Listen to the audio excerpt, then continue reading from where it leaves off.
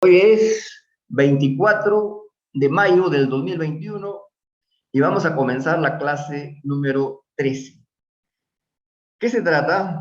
De teoría de bandas, de electrones, ¿no? Teoría de bandas de energía de electrones en sólidos cristalinos. Un electrón dentro de un sólido puede tomar valores de energía que están comprendidos en un intervalo.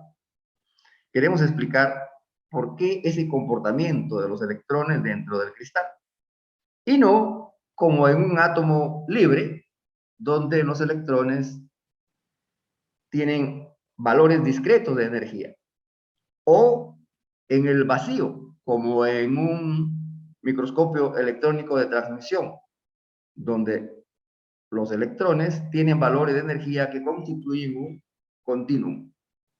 Entonces vamos a estudiar las peculiaridades de los valores de energía de los electrones dentro de un sólido. Entonces, como les dije, hay dos métodos didácticos para explicar esto, ¿no?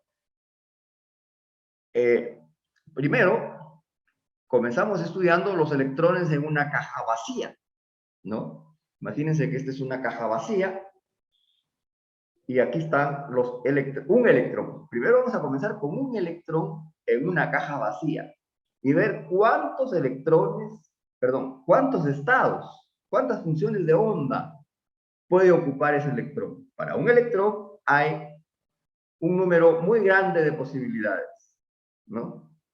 De funciones de onda. Un electrón con un número muy grande de posibilidades. Digamos 10 a la 23, ¿no?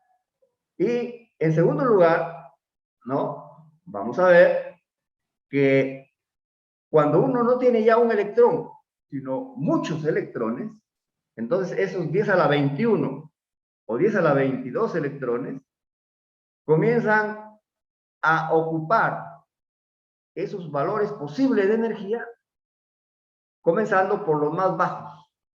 Vamos a comenzar, entonces, los electrones comienzan a distribuirse todos los valores posibles que un electrón puede tomar, pero los valores más bajos, hasta que llegan a un nivel máximo, ¿no? Cuando llegan a ese nivel máximo, se dice que estamos en el nivel de Fermi.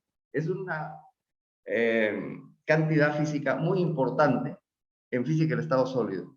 La energía de Fermi o el nivel de Fermi para los electrones en un metal o en general en un sólido cristalino. Y después vamos a hablar del concepto de densidad de modos, perdón, densidad de estados electrónicos, ¿cierto? Esa es más o menos la clase de hoy día. Y después, al final de la clase o comenzando la próxima clase, vamos a ver la otra aproximación.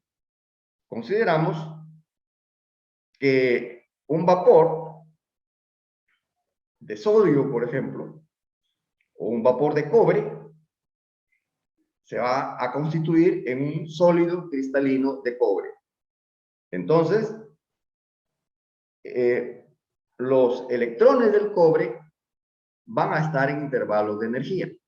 ¿Y cómo se explica eso? Diciendo que en cada átomo hay niveles discretos, pero suponemos que los átomos están a 1 centímetro uno del otro formando una estructura FCC, por ejemplo.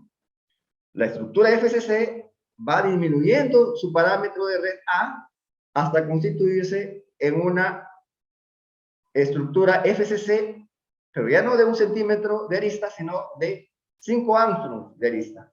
Entonces, en el proceso de disminuir la longitud de la arista, los electrones que al principio no interaccionaban, van a comenzar a interaccionar entre sí y los niveles atómicos, los niveles discretos, se van a ir constituyendo en intervalos, es decir, en bandas de energía. Esas son las dos aproximaciones que vamos a estudiar en detalle en esta semana. Entonces, comenzamos estudiando el modelo de electrones casi libres.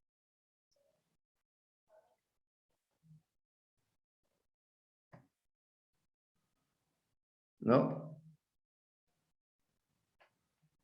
Para estudiar el modelo de electrones casi libres, primero comenzamos con la mecánica cuántica de un electrón, la mecánica cuántica de un electrón en una caja vacía. Y para hacerlo más en detalle,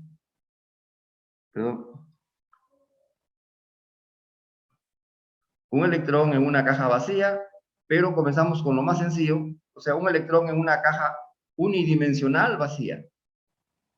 Una caja en un electrón, acá, ahí está, aquí, un electrón en una caja, pero comenzamos con una caja unidimensional vacía. El potencial a la que está sometido este electrón es cero, entonces la ecuación de Schrödinger se convierte en esto, la solución va a ser de esta forma, ¿no? Q se le puede llamar un vector de onda, aquí falta el factor E a la I omega t, pero estamos hablando de ecuación de Schrödinger independiente del tiempo. Entonces este Q puede llamarse vector de onda, pero más tarde vamos a darnos cuenta que estos Q pueden decirse que son los números cuánticos del electrón en la caja Q1, Q2, Q3, o si no, QX, QY, QZ, ¿cierto? Entonces, esta es la solución a la ecuación de Schrödinger y estos son los valores de energía. Como ven, E depende del cuadrado de Q y se va a graficar como una parábola. E versus Q es una parábola. Pero, aplicando las condiciones de frontera periódicas que se esbozan aquí en este gráfico, nosotros nos vamos a dar cuenta que todos los Qs no son posibles. No es posible cualquier Q, ¿no? Este Q no puede tomar cualquier valor, sino aplicando las condiciones de frontera periódicas, que significa que la probabilidad de encontrar a este electrón en X es igual a la probabilidad de encontrar al electrón en X más L. Entonces, eso nos da que E a la IQL sea 1, o sea que los valores posibles de Q son 2pi entre L por entero, ¿cierto? Y forman entonces una malla muy delgadita.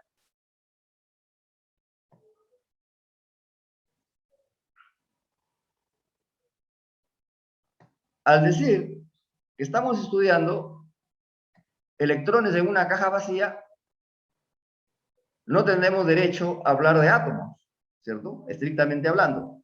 Pero después decimos, este no era una caja vacía unidimensional, sino que era un cristal unidimensional donde estamos ignorando el efecto de los átomos. Entonces, los átomos estaban ahí, pero los hemos ignorado. Entonces, los átomos dentro de la muestra, esta es la muestra, por ejemplo, hacían una red de parámetros de red A, donde A es del orden de Angstrom. No se olviden que la muestra puede ser del orden de centímetros, ¿no? Vamos a imaginarnos del orden de 5 centímetros, de centímetros una muestra, ¿cierto? Entonces, los átomos dentro de esta muestra, si estuvieran ahí, estarían separados por unos 5 ángstrom. Eso significa que podemos construir una red recíproca donde entre punto y punto hay una distancia 2pi sobre A, ¿no? Es enorme porque A es pequeño. 2pi sobre A es una distancia. ¿Me están escuchando? ¿Aló? Sí, profesor. Ok. Entonces, hay acá una red recíproca, 2pi sobre A, donde 2pi sobre A es muy grande, digamos del orden de 10 a la 10, metros a la menos 1, y 2pi sobre L es algo muy pequeño, por ejemplo, del orden de 10 al cuadrado nada más. O sea que hay como 100 millones de puntitos L por cada zona de Brillouin. Una zona de Brillouin es de una longitud en el espacio recíproco 2pi sobre A, ¿cierto? Eso se esboza aquí, ¿no? Entonces, esta es la zona de Brillouin, de aquí a acá, pero los valores posibles forman aquí un cuasi continuo. Estos son de juntos, comparados con estos de acá, de aquí a acá, ¿no? El 0 está por aquí, el 2pi sobre A por acá, etc. Entonces, esta es la primera zona de Brillouin. La mitad del origen a la mitad del primer vector y del origen a la mitad del vector vecino. Entonces, esta es la primera zona de Briand, que aquí está pintada de color verde, de color ladrillo, la segunda, y la tercera no la veo porque aquí hay algo en mí. A ver si la puedo ver. Azul, pero no. Ok, ahí lo dejo. La tercera esta es no. La primera es azul, la segunda ladrillo, la tercera verde, ¿no? Y la cuarta roja. Entonces, esas son las zonas de Briand. Y en cada zona de Briand, noten acá, de longitud 2pi sobre A, dividan 2pi sobre A entre 2pi L, donde L es Na, es el número de celdas primitivas, ¿no? O celdas unitarias, porque en un cristal unidimensional solamente hay un tipo de red, y la celda unitaria es una celda primitiva. Entonces les decía que el número de puntitos que hay acá, el número de Q posibles, es igual a 2pi sobre A sobre 2pi entre L, es decir, 2pi sobre A sobre 2pi entre Na, es decir, N, donde N es el número de celdas primitivas o N es el número de átomos. Supongamos que el material es monoatómico. ¿Ok? Hay N entonces. Hay N vectores posibles. Es decir, también podemos decir hay N funciones de onda posibles para un electrón dentro de una caja. Solamente en la primera zona de Briand, pero puede ser en la segunda zona de Briand también. El electrón también puede estar en la segunda zona de Briand o en la tercera. En realidad hay infinitos infinitas funciones de onda para el electrón, separadas una de la otra en el vector, en Q, los valores de Q se diferencian uno del otro en 2pi sobre L. Pero, si los separamos por zonas de Briand, vamos a decir, en la primera zona de Briand hay n valores posibles de Q. En la segunda zona de Briand, que es esto, más esto que está acá, en la segunda zona de Briand, entonces también tenemos n. Todas las zonas de Briand tienen el mismo número de Q posibles, es decir, n, donde n es el número de celdas primitivas. ¿Estamos? Entonces, yo decía que en física del estado sólido es importante expresar este mismo gráfico, mejor dicho, la parábola que está aquí, la línea parábola se expresa en este gráfico segmentado, que está solamente dentro de la primera zona de Briand. Entonces, nosotros tenemos aquí dos representaciones para la relación E versus Q. Esta parábola que se llama representación en zona extendida, y estos segmentos de parábola están acá en la primera zona de Briand, que se llama representación en zona reducida. En zona reducida. Zona extendida y zona reducida. Entonces, podemos trabajar verticalmente o podemos trabajar horizontalmente. De hecho, hay que estar atento a las dos representaciones. Cuando expliquemos el teorema de Bloch, vamos a ver que son importantes las dos representaciones. Y además hay la zona periódica, esta es la zona restringida, zona reducida, como dice aquí, y esta es la zona periódica, donde en cada zona de Briand se repite lo mismo que en la primera. ¿Cierto? Todas las zonas de Briand son iguales en principio. Entonces, dejamos ahí el caso unidimensional y pasamos a estudiar el caso tridimensional. ¿No? Ecuación de Schrödinger para un electrón que está dentro de una caja tridimensional. Es decir, un electrón dentro de una caja. Es decir, imaginamos el metal, ignoramos, mejor dicho, ignoramos todos los átomos del metal, todos los núcleos del metal, y nos quedamos con un solo electrón y vamos a estudiar cuál sería la ecuación de Schrödinger. La ecuación de Schrödinger es parecida, sino que en lugar de decir segunda derivada de phi con respecto a x, ahora dice segunda derivada de psi con respecto a x, más segunda derivada de psi con respecto a y, más segunda derivada de psi con respecto a z, igual a f. Esta es la laplaciana. Entonces, las soluciones son de esta forma y los valores de energía también son de esta forma. Pero aquí Q es un vector. Entonces esto ya no se puede representar en una parábola, sino tiene que representarse solamente con superficies isoenergéticas. En este caso, hay muchos valores de Q que son realmente diferentes, pero si tienen el mismo módulo, a todos les corresponde la misma energía. Es decir, las superficies isoenergéticas son esferas. Un conjunto de esferas concéntricas es una familia de superficies isoenergéticas para un electrón que está dentro de una caja vacía tridimensional, ¿no? ¿Cuáles son los valores posibles de Q? Para hablar de los valores posibles de Q, nosotros aplicamos las condiciones de frontera periódicas, que son esta formulita que está acá.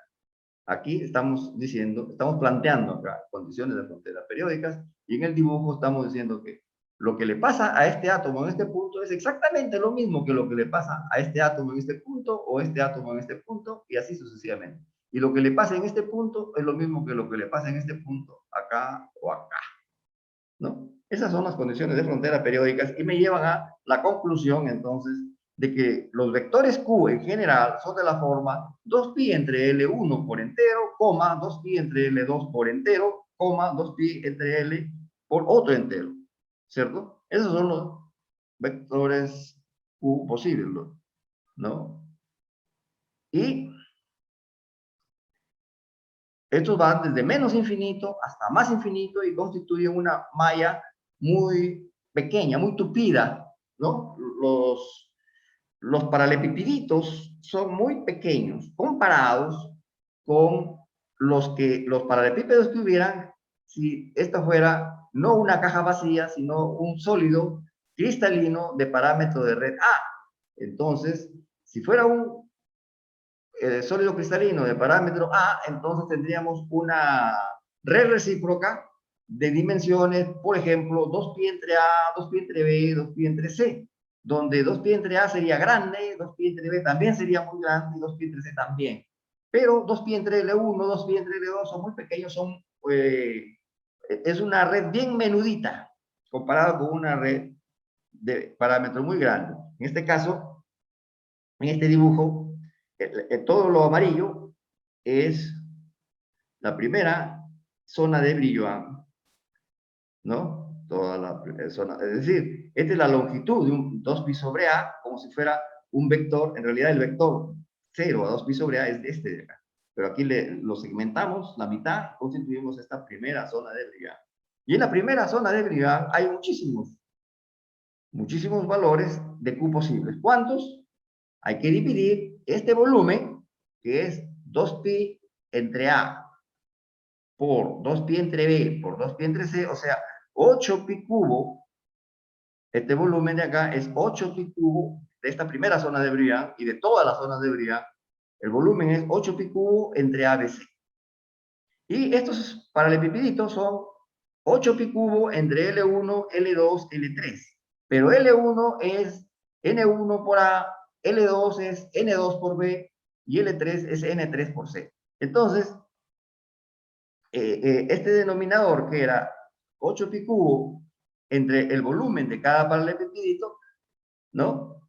Que es esto, va a ser de esta forma, donde N es el número de celdas primitivas que hay en la muestra, ¿no? Una muestra, acá está, ¿no? Una muestra cuyas dimensiones son L1, L2, L3, tiene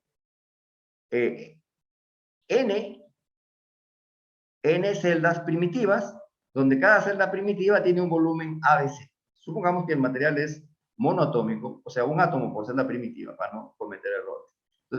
Entonces, el número de átomos por el volumen de una celda primitiva es el volumen de toda la muestra. Eso es lo que está acá, ¿no? Y esto es 2pi, el equivalente a 2pi sobre L, pero ahora en 3 dimensiones.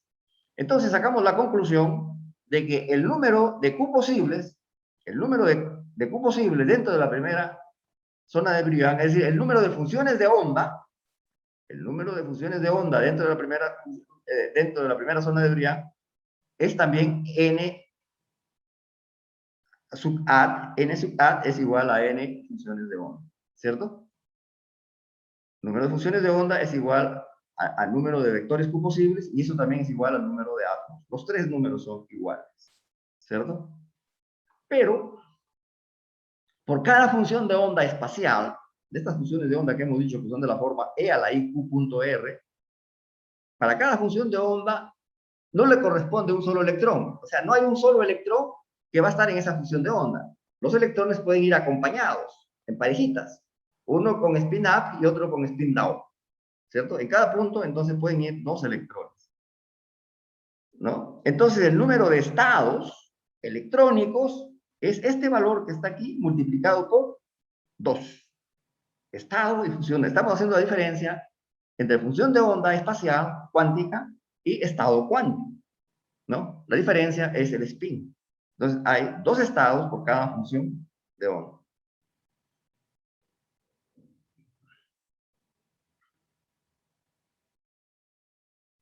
Entonces, dicho eso, ahora no nos preguntamos por el número de funciones de onda en la primera zona de Brillouin, sino por el número de Q posibles, el número de funciones de onda posibles dentro de una esfera isoenergética cualquiera, por ejemplo, de radio Q.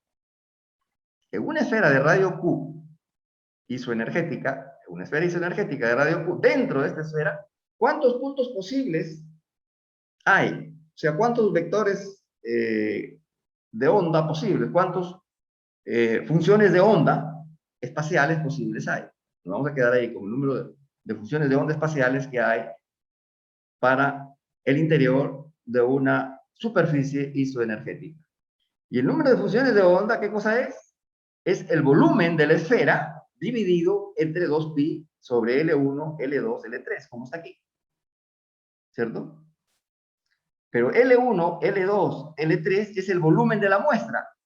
Esto mismo que está aquí, entonces, lo puedo escribir acá, donde ya no pongo L1, L2, L3 en el denominador, sino pongo un volumen. Este es el volumen de la muestra.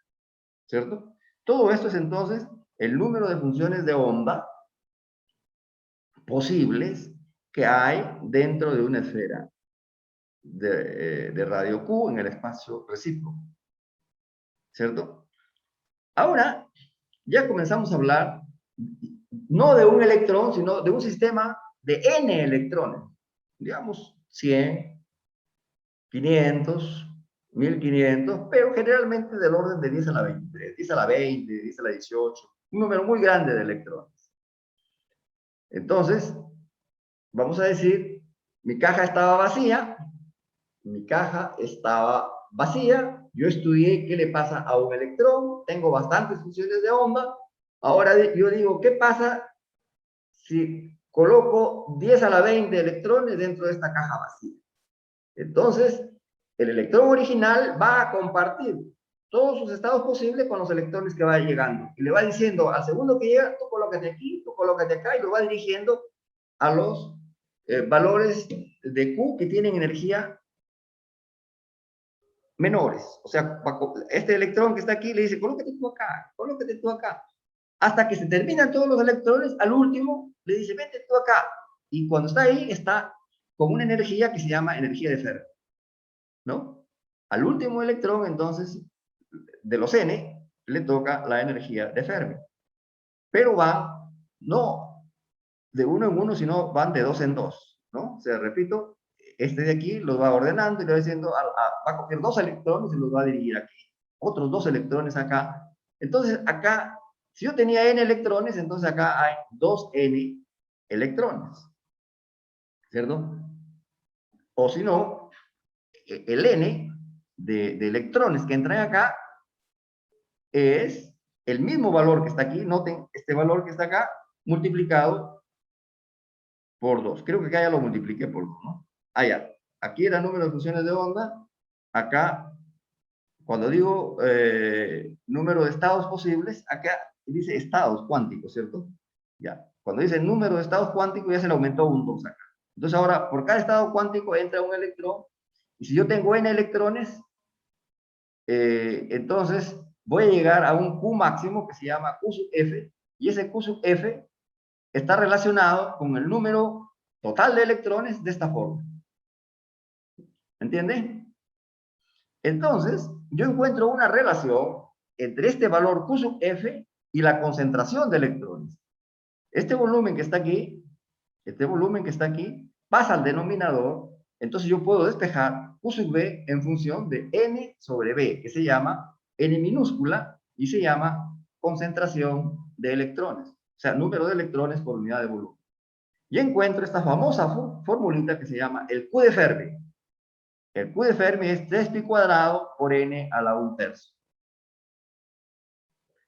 ¿De acuerdo? Entonces, la energía que le corresponde a estos electrones que están en la superficie esférica de radio Q sub F, a todos los electrones que están en esta superficie esférica, les toca una energía que es H barra cuadrado sobre 2m por Q sub F al cuadrado. O sea, todo este Q sub F lo elevamos al cuadrado, como está aquí, y lo multiplicamos por H barra cuadrado sobre 2m, y esa es la energía de los electrones que están aquí. O sea, la energía de Fermi es este valor. ¿Estamos hasta ahí? Voy a hacer un punto ahí, y voy a discutir un poquito más esto. Voy a discutir esto. Ahora, esto, todo lo que les he dicho, que parece un poco abstracto, ¿no? Un electrón en una caja vacía, ¿estamos? Y después calculamos todos los estados posibles, y cuando tenemos muchos electrones, los electrones van ahí a ocupar.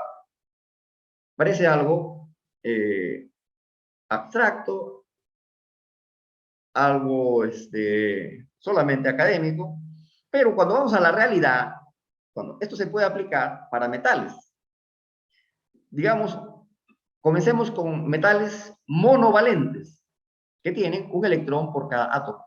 Entonces, este N que está aquí es el número de electrones, pero como hay un electrón por cada átomo, ¿no? Átomos monovalentes con valencia 1, es decir, un electrón por cada átomo.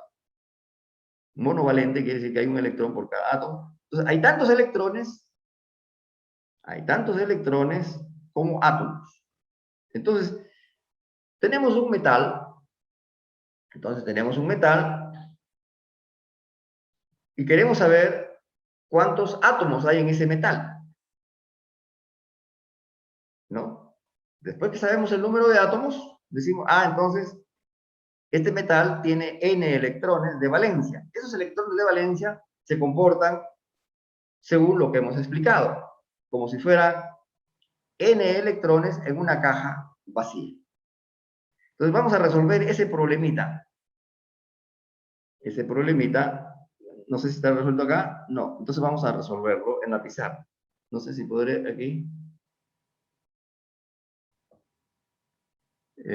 Vamos a ver si...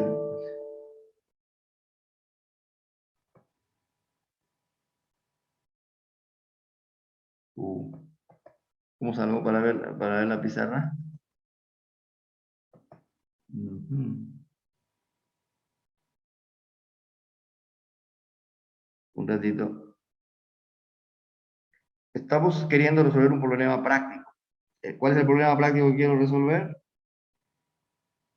Dado un material, cobre o sodio, dado un material como cobre o sodio,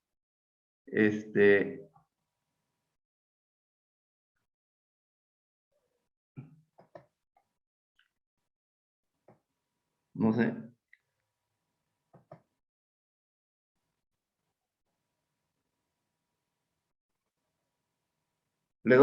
Hay dos maneras de calcular el número de átomos del sodio, por ejemplo.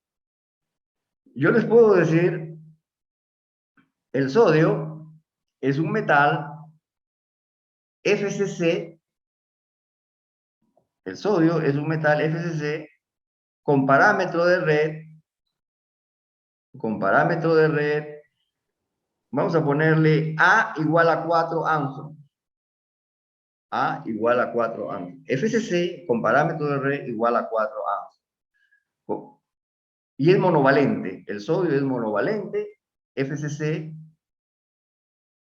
Entonces, A igual a 4 Angstrom. ¿Cuál es el número de electrones por unidad de volumen? Que es el parámetro que yo necesito para calcular primero este N y enseguida el nivel de Fermi. ¿cierto? Entonces, ustedes pueden decirme cómo calculo N si me han dado la estructura FCC, el A, y entonces solamente hay que decir, por cada cubito por cada celda unitaria, mejor dicho, por cada celda unitaria hay 4 átomos de sodio. Entonces, el número de átomos por unidad de volumen va a ser 4 entre 64 Armstrong al cubo. ¿Está bien? O sea, N es igual a el número de átomos que hay en la celda unitaria dividida entre el volumen de la celda unitaria. Esa es la concentración N que debe ir aquí. ¿Está bien? Pero hay otra forma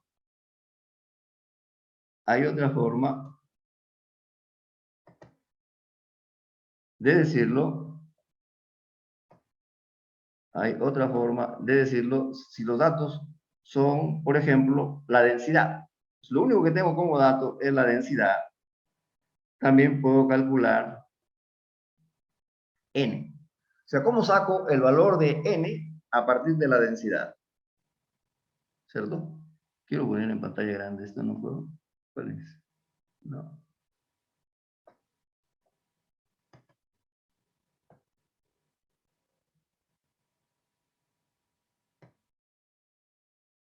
Ok. No quiere la pantalla, no sé qué. Entonces, si me dan la densidad, yo hago este razonamiento. Escuchen. Por ejemplo, la densidad del cobre es 8 gramos por centímetro cúbico. La densidad del cobre es 8 gramos por centímetro cúbico. Entonces, yo puedo decir, cuando yo tengo 1 centímetro cúbico de cobre, es lo mismo que decir yo tengo 8 gramos de cobre, ¿no? Entonces, yo puedo decir también lo siguiente. ¿Cuántos átomos hay en 1 gramo? Me puedo hacer esa pregunta. ¿Cuántos átomos de cobre hay en 8 gramos de cobre? ¿Cuántos átomos de cobre hay en 8 gramos de cobre? Esa preguntita nomás.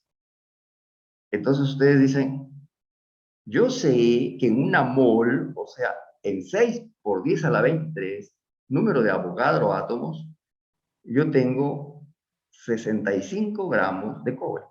¿Está bien? Porque el número atómico del cobre es 65. No. En 65 gramos de cobre, no, peso atómico también se llama, o masa atómica. En 65 gramos de cobre yo tengo 6 por 10 a la 23, ¿cierto? Entonces hacen una regla de 3. Si en 65 gramos de cobre yo tengo 6 por 10 a la 23 átomos, en 8 gramos de cobre, ¿cuántos átomos tengo? Y le sale una respuesta. Esa respuesta que le sale número de átomos por cada 8 gramos, o sea, por la densidad, 8 gramos he dicho porque es la densidad, 8 gramos por centímetro cúbico. Entonces, es también el número de átomos que hay en 1 centímetro cúbico. ¿Entendieron? Entonces, ese n se puede sacar de 2 maneras. Dividiendo, este n es el número de átomos que hay en una celda unitaria, el número de átomos que hay en una celda unitaria, o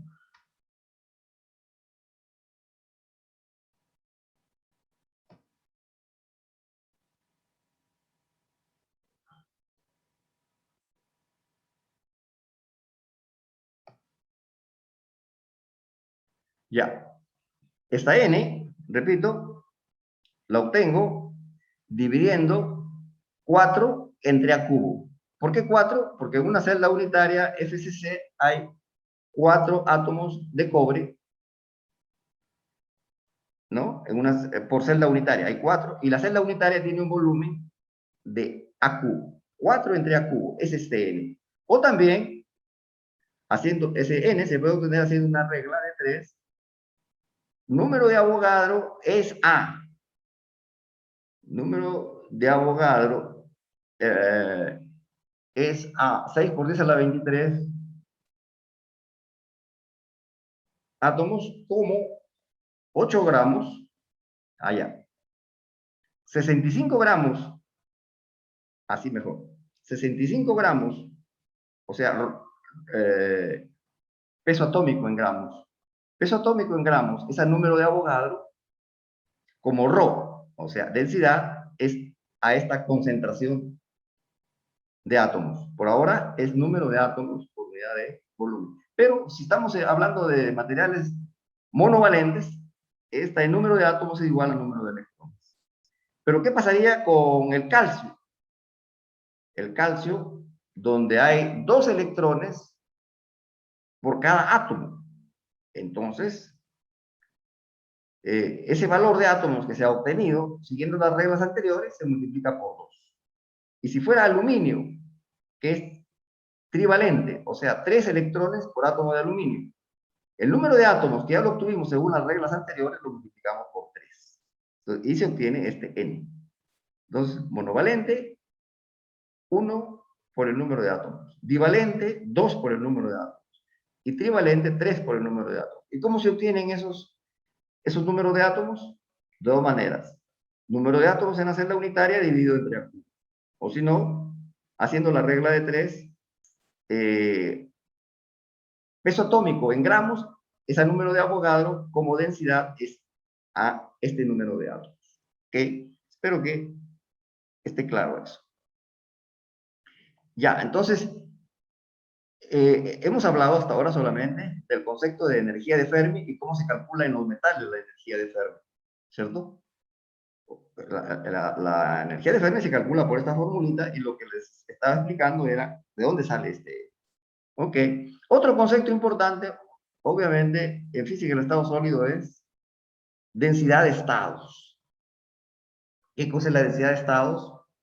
Número de estados que hay entre una energía E, así como esta es una energía E, y una energía E más DE.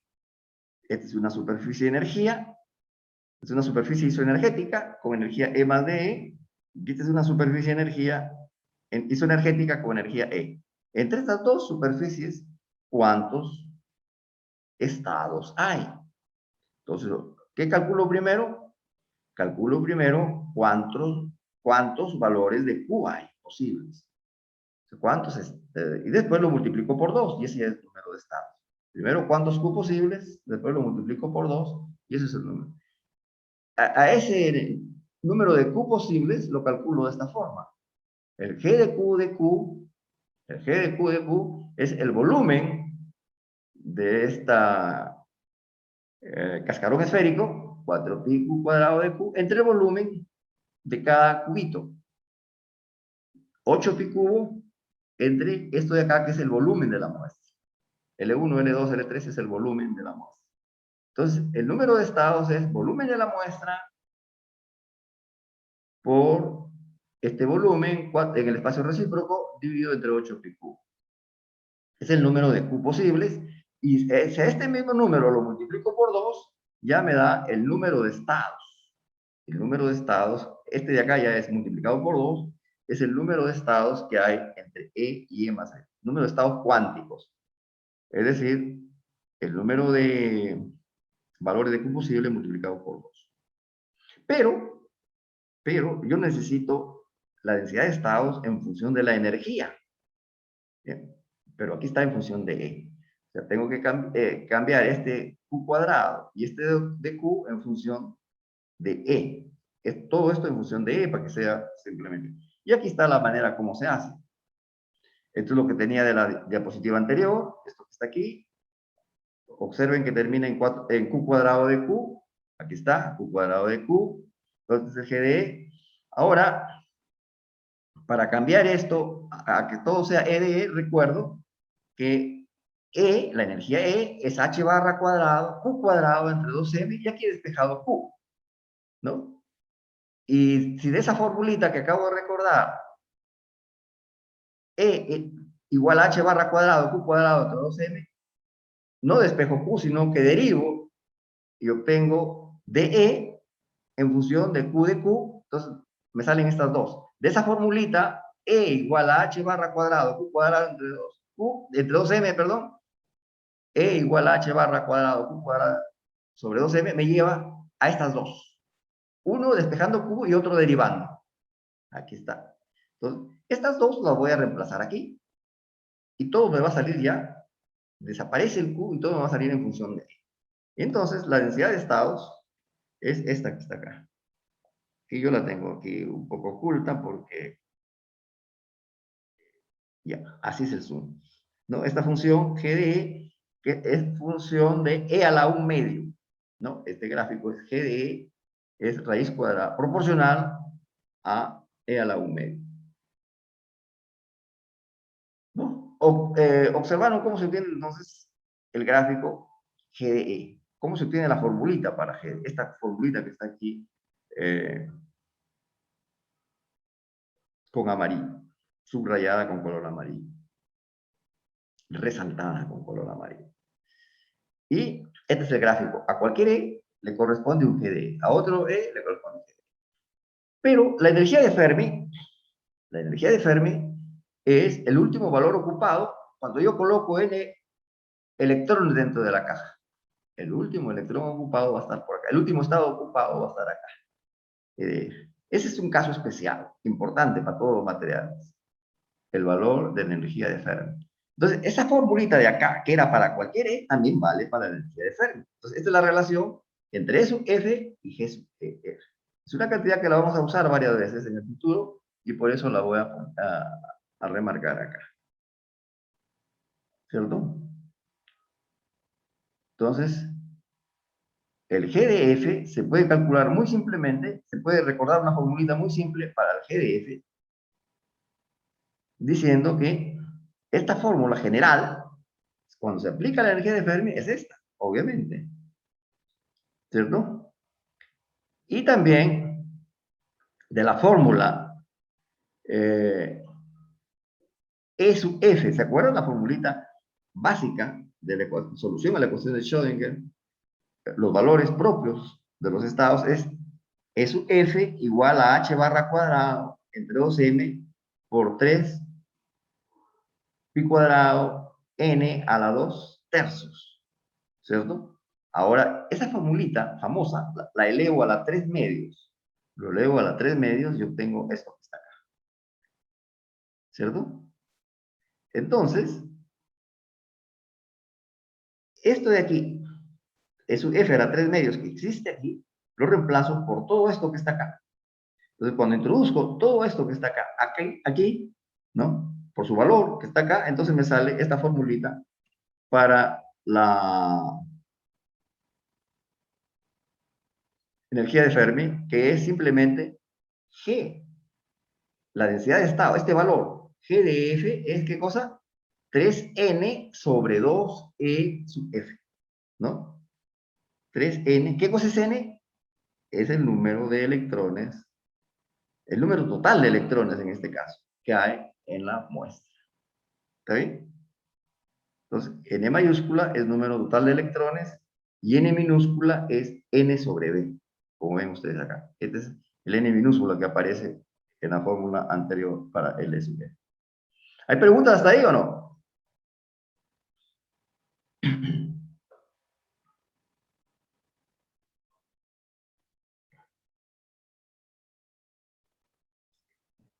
No, profe. No hay preguntas. Entonces, continúo. Entonces, hemos hablado de electrones en caja vacía.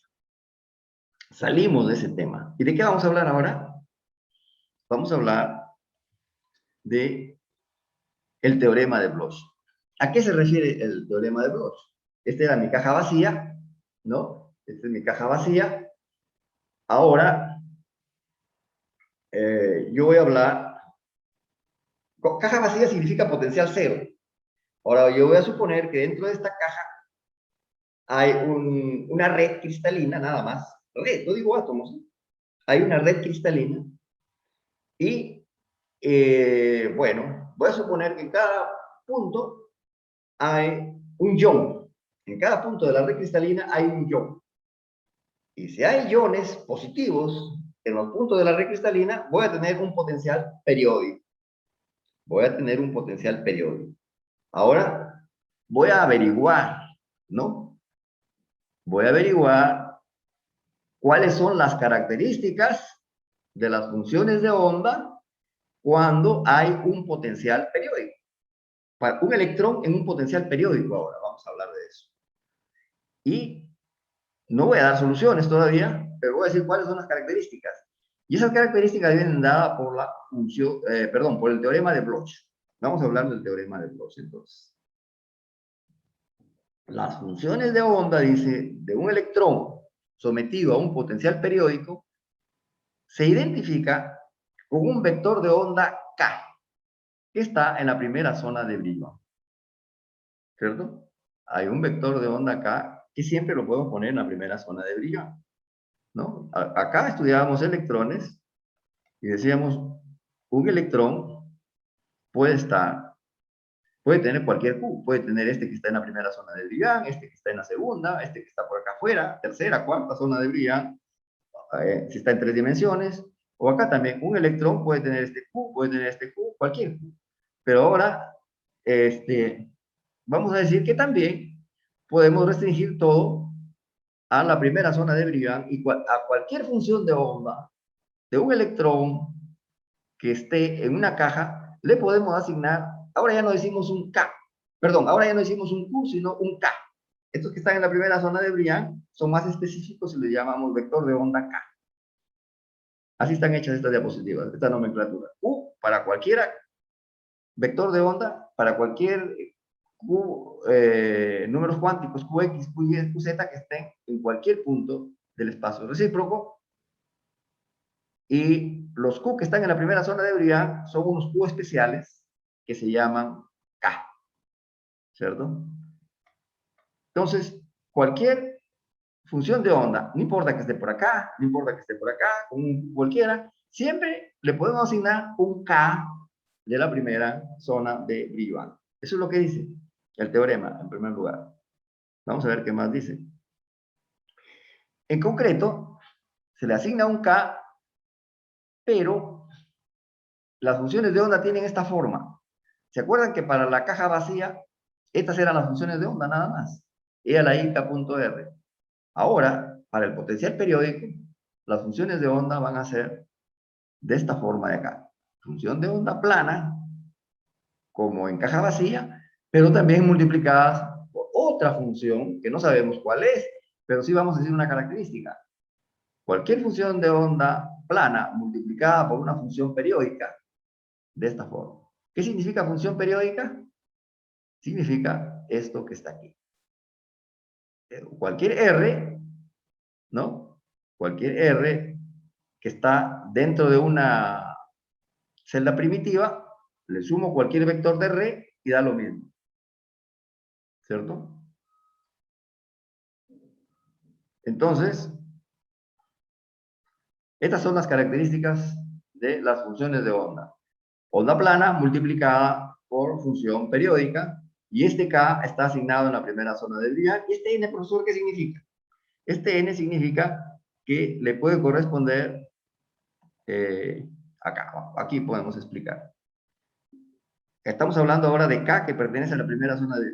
A cualquier función de onda le corresponde entonces un K, pero esos K puede ser este K y esta energía que está en la curva azul, o si no, esta energía que está en la curva color ladrillo, o esta K, perdón, esta energía que está en esta otra curva. Al mismo K le pueden corresponder varias energías. Si le corresponde a esta energía, está en n igual a 1. A esta de acá en n igual a 2, n igual a 3, n igual a 4. Al mismo K pueden corresponderle varias funciones de onda, ¿cierto?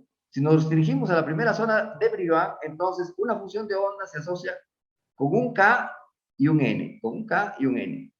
Pero si estamos en la zona extendida solamente un Q. Y el Q puede ir de menos infinito a más infinito, ¿cierto? Los números cuánticos solamente serían los QX, QY, QZ, que pueden ir entre menos infinito y más infinito. Lo que estamos diciendo acá, un Q, esto pertenece a la primera zona de Brillouin, esto pertenece a la segunda zona de Brillouin, esto a la tercera zona de Brillouin, y así sucesivamente. Estas son la identificación de las funciones de onda. El N y el K, ¿cierto? El N y el K son las identificaciones, y la forma en general es función de onda plana, quiere decir seno coseno, multiplicada por una función periódica, ¿no? Entonces acá está el electrón, ¿no? En esta diapositiva he tratado de explicar que estoy acá resolviendo este problema. Estoy hablando de este problema, de un electrón que está aquí en el cristal, que dentro de este cristal hay un potencial periódico, ¿no? Aquí fallé porque el potencial no es cero, sino ya estamos hablando de un potencial periódico, ¿cierto? Y estamos hablando de un potencial periódico y siempre se le puede asignar un K que está en la primera zona de Brillouin. ¿Cómo se prueba esto? Es importante tener más o menos una idea de la prueba. Está en estas diapositivas, yo trato de explicar lo mejor que pueda, pero también pueden verlo en el libro de Aspro. En el libro de Aspro. Entonces, ¿cómo lo probamos? Entonces, simulamos que vamos a resolver la ecuación de Schrödinger. Es imposible resolver la ecuación de Schrödinger para un electrón en un potencial periódico dentro de un cristal. Pero vamos a simular que lo hacemos. Esta es la ecuación de Schrödinger. Esta es la ecuación 1 que ven ustedes acá. Es la ecuación de Schrödinger para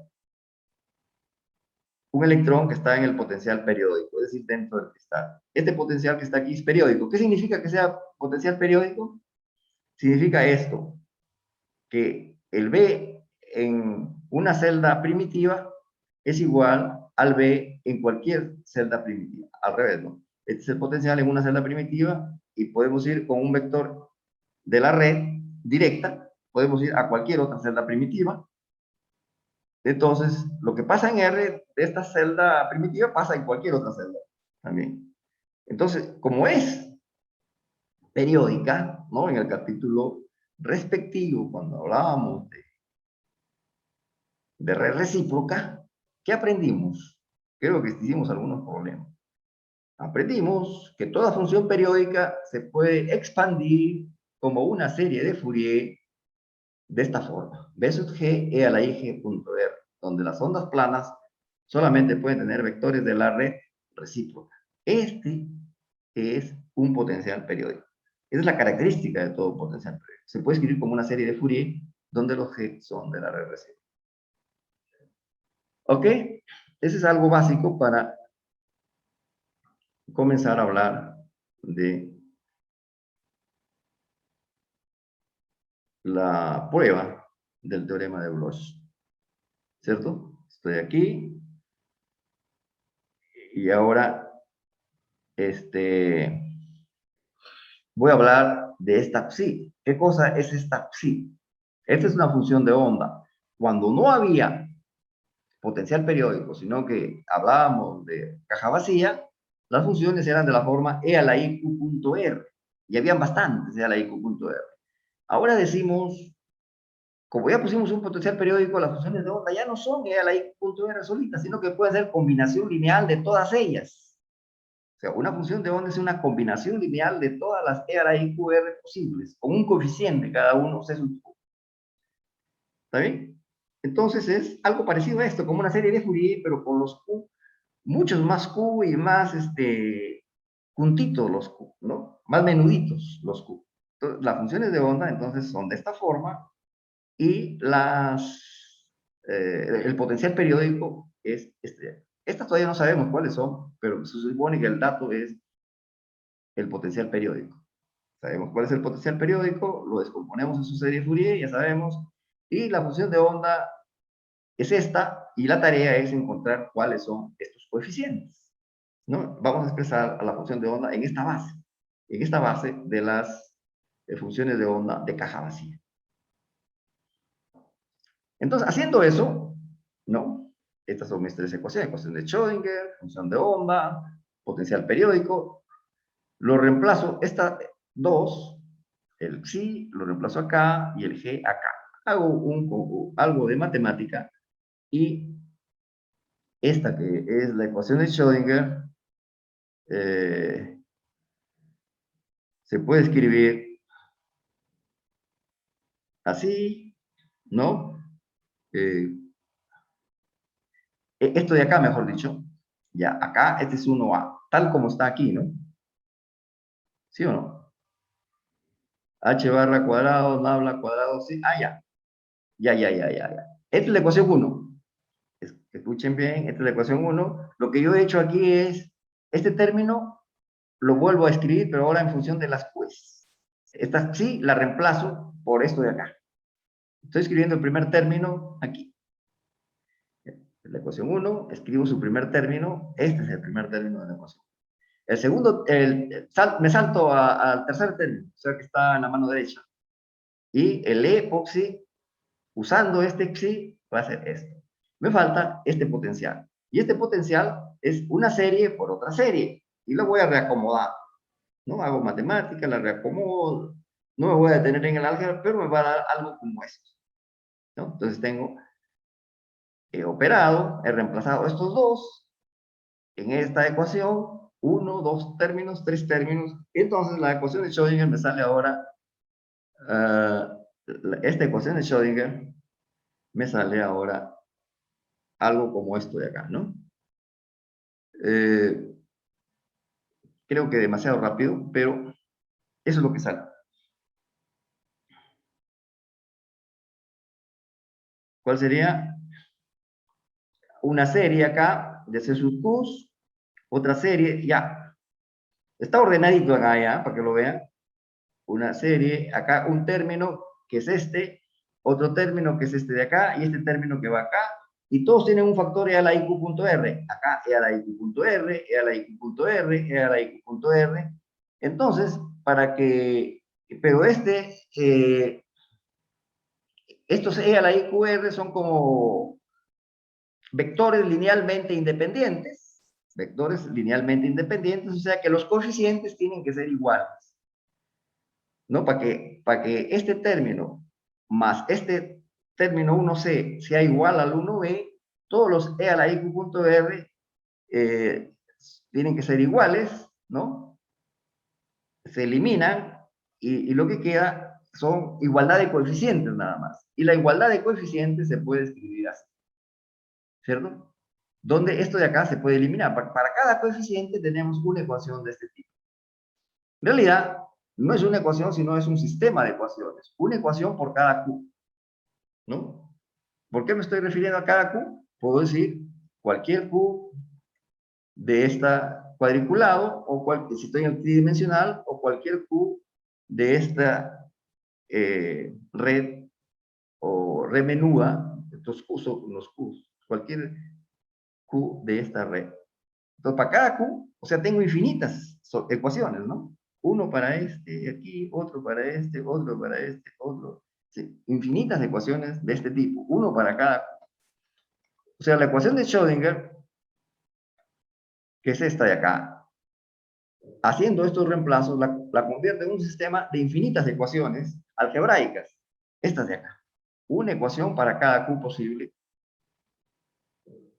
en el espacio recíproco. Para cada Q tengo una ecuación. Y aquí tengo entonces un sistema de ecuaciones. ¿Cierto? Entonces, si tú conoces Q, si tú conoces el potencial,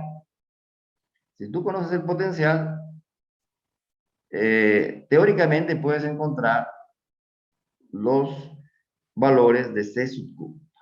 Esto se puede escribir como una matriz, como una ecuación matricial, los C sub Q, o sea, una matriz por una columna de C sub Q igual a E posible por otra columna de C sub Q, ¿no? Así se resuelve el problema. Y tú tienes para cada valor de E, tienes una columna de C sub Q, que te constituye la función de onda.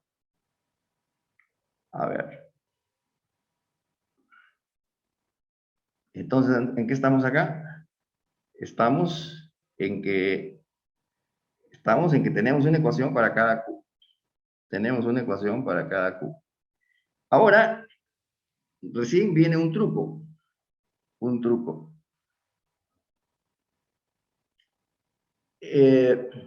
Decimos, a cualquier Q, a estos Qs que están acá, que son cualquiera, a este Q, vamos a decir que está por acá, yo puedo venir desde un K que está en la primera zona de Briand y le sumo un vector del área recíproca.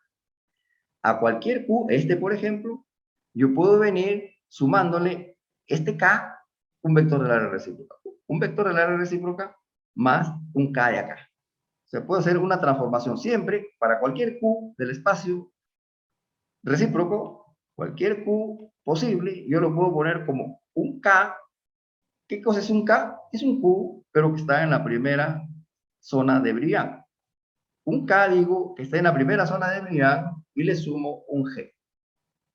De tal manera que esta ecuación que está escrita para cada Q, ahora está escrita para, en lugar de Q, pongo K menos G. Donde había Q, siempre le voy a poner K menos G. ¿No? Entonces ahora queda así, en función de K menos G. ¿Qué se gana con esto? ¿Qué se gana con esto? No sé. Voy a ver si lo puedo explicar aquí. No puedo agrandar la pantalla para que me vean en la pizarra. No sé qué pasa. A ver, acá hay un silenciar. Para que vean la pizarra. No sé qué pasó hoy día, no puedo la pizarra. Detener video, silenciarme ahora. Fondo. No.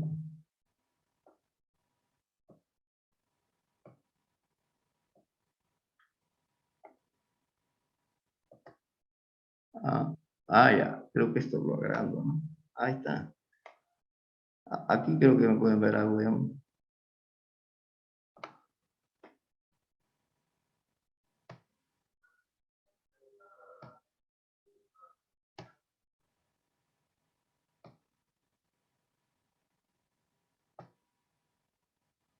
Ya, mejor, ¿no? Entonces vamos a tratar de explicar. Vamos a tratar de explicar.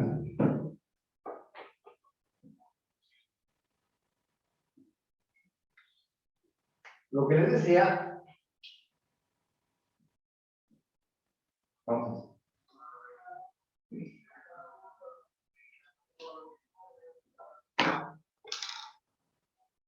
Es que yo tengo un gráfico. No fui mejores. Acá hay unos mejores. Yo tengo un gráfico. Ahí está. Tengo un gráfico Q versus E. Y este gráfico es una parábola, ¿no? Y los Q posibles son menos pi sobre A, mucho, ¿no? Por aquí no. Menos pi sobre A, pi sobre A, 2pi sobre A, 3pi sobre A, menos 2pi sobre A, 3pi sobre A. Estos menuditos son los Q posibles. Entonces, estos también son Q posibles, pero yo les llamo K. Entonces, con este Profe. K, le sumo un vector de la red Profe. recíproca. ¿Escucha? Sí, no se ve la gráfica No se ve completa. nada, ¿eh? No, la parte de abajo no se ve. Ok, disculpen. A ver, ¿qué me avisan? ¿Qué es lo que ven? ¿Aquí está la ven? ¿Ahí ven o no? Un poco más arriba, profe.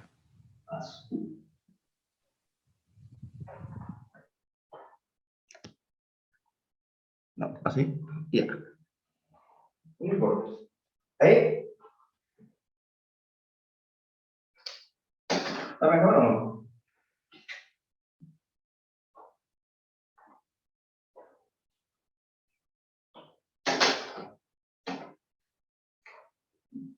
¿Ven?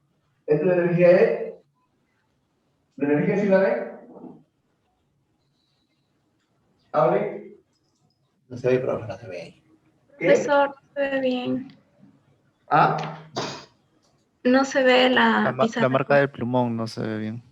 Ah, la marca del plumón, ¿no? El plumón está bien. Ahí se ve mejor. ¿Ahí está bien? Ajá, sí, ahí se ve bien. Ya, ok. Entonces, esto es menos pi sobre A. Esto por aquí es pi sobre A. ¿Cierto? Este es el origen de la regla recíproca. 2pi sobre A, etcétera. 3pi sobre A. Esta es la zona del binomio A. Menos 2pi sobre A. Y los Q posibles son estos que están aquí. Estos que están acá son los vectores de onda posibles, o mejor dicho, los números cuánticos posibles.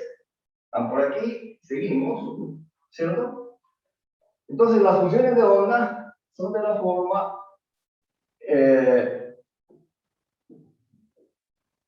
phi de x igual a una suma de c sub q por e a la i qx. Suma sobre todos los q's. En principio, para una función de onda hay que escribir un término por cada uno de estos. ¿Cierto? Un término por cada uno de estos. ¿Cierto? Y ahora yo digo, en lugar de poner q, voy a trabajar con k más g. Hago un cambio de variable. ¿Y en qué ayuda este? Ayuda en que si yo tengo este k, entonces yo voy a hablar de este k, y este sería un k más g, y por acá tendría un k más 2g, y por acá tendría un k menos g, y por acá tendría un k menos 2g. ¿Cierto?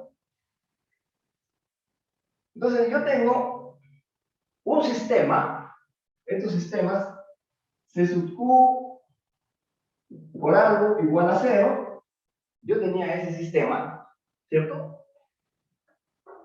Pero, cuando hago el cambio de variable, esto es lo importante del teorema de Bloch. ¿Escuché? Cuando yo hago el cambio de variable, yo voy a encontrar que este q de aquí, con este q de acá, con este q de acá, no se relacionan para nada, son independientes. Pero este q de aquí, que se llama k, con este q de acá, que se llama k más g, y con este k más 2g, todos están interrelacionados y forman otro sistema de ecuaciones acopladas. Entonces ya no es necesario resolver para todos los q's, sino solamente, si yo cojo un estado, q se va a relacionar con este y con este. La ecuación de Schrödinger, que tiene va a ser de la forma entonces CK más G, estos son sus coeficientes. C sub K más 2G, C sub K menos G, etc. C sub K menos 2G, esa sería la ecuación de Schrödinger. Ya no tiene la ecuación, las funciones de onda ya no van a tener todos los coeficientes C sub Q, sino solamente familia por familia. Después habrá otra familia para este otro K, ¿no? Otra familia que se va a relacionar con este de acá y con este de acá. Entonces yo puedo resolver sistemas de ecuaciones de Schrödinger más pequeños. ¿De acuerdo?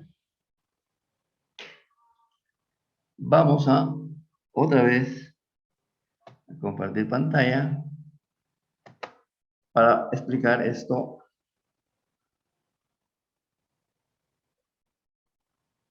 Acá.